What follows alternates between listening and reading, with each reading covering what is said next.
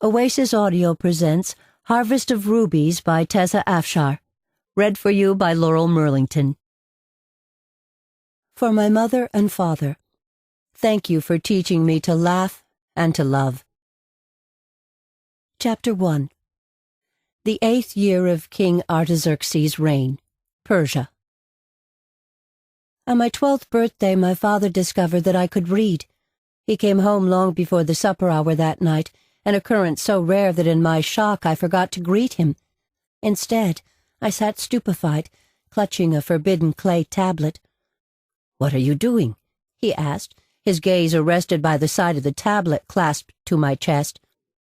My father, a royal scribe in the Persian court, treated his writing tools as if they were the holy objects from the Ark of the Covenant. Before I had learned to walk or speak, I had learned never to go near his scrolls and tablets for fear I might damage them. "You know better than to touch this," he said when I didn't respond right away. I swallowed the ball of gathering dread in my throat, knowing myself caught. Truth seemed my only option.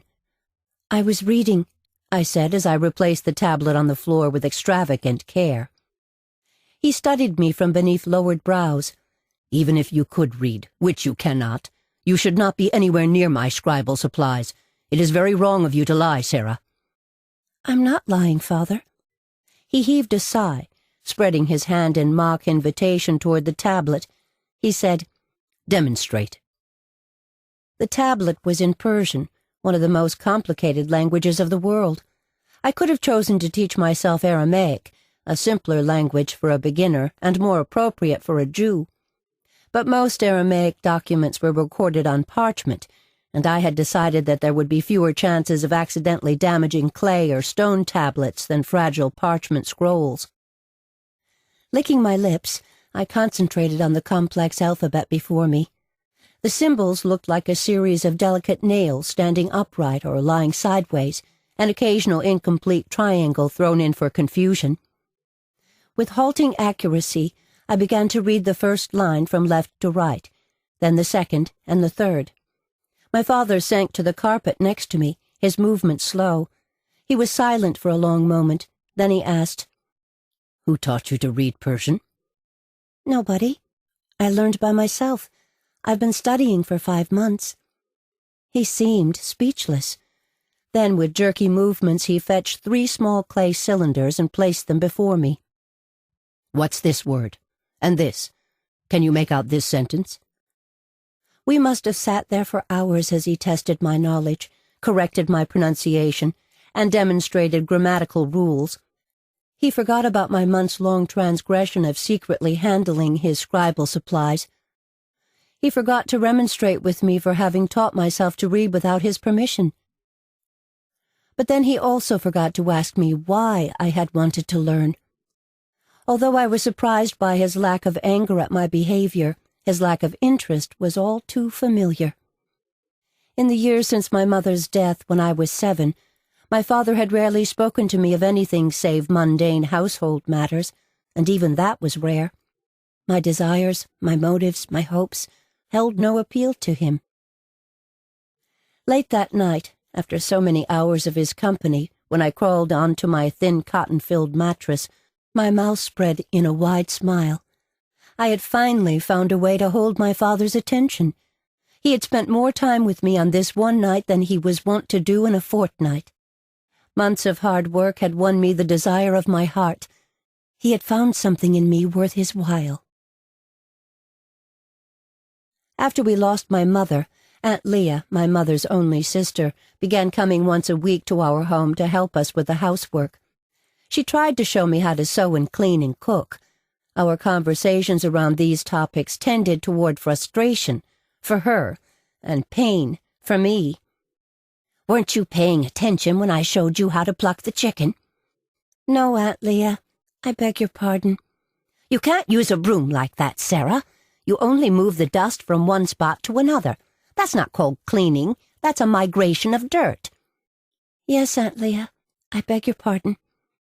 "This pot won't clean itself just by staring at it and sighing." Silence seemed the best response at times like this. I could not offend my only aunt by telling her the truth. that I would rather hit my head with the pot and make myself lose consciousness than have to face the frustrating boredom of scrubbing its black bottom. My one consolation was that our house was small. 4 rooms and a hallway with a tiny garden the size of a large carpet in the back, so there wasn't much to clean. The few rugs we had were woven rather than knotted, and I just beat them against the stone hedge outside. Our furniture, modest to start with, had served my family a good 20 years. Even my impatient treatment of the pieces could not ruin them more than they already had been. Aunt Leah came to visit the day after my 12th birthday and discovered me practicing the Persian alphabet on a fresh clay tablet. The tablet fit comfortably in the palm of my hand. I held one blunt end with my thumb and used a stylus to carve new words on its wet surface. Since my father had uncovered my secret, and seemed to sanction it, I felt no reason to keep it hidden any longer. Aunt Leah slapped a hand against the crown of her head.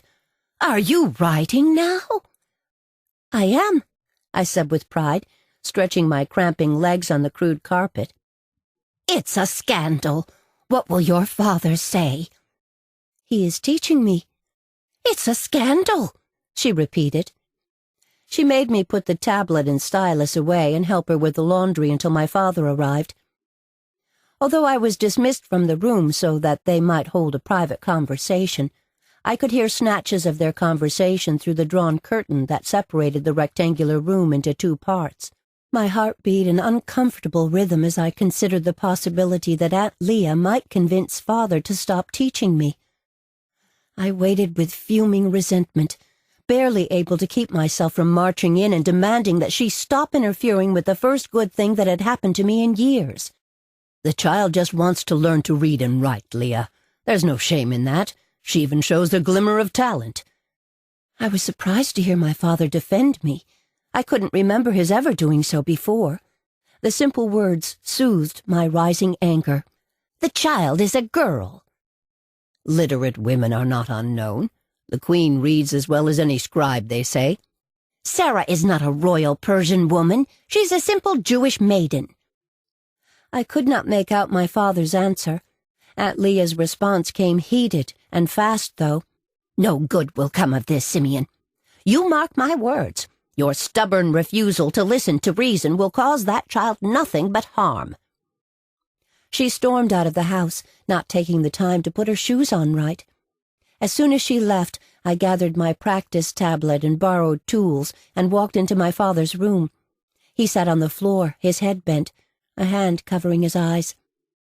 With care, I laid my bundle in front of him.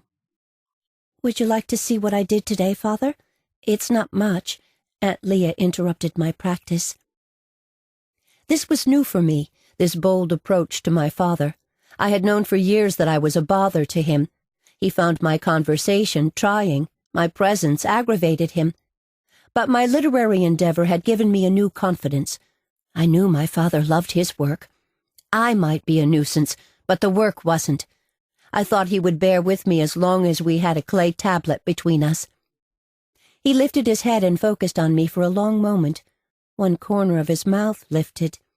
I let out my breath when he made no protest. "Let's see what you have accomplished, then."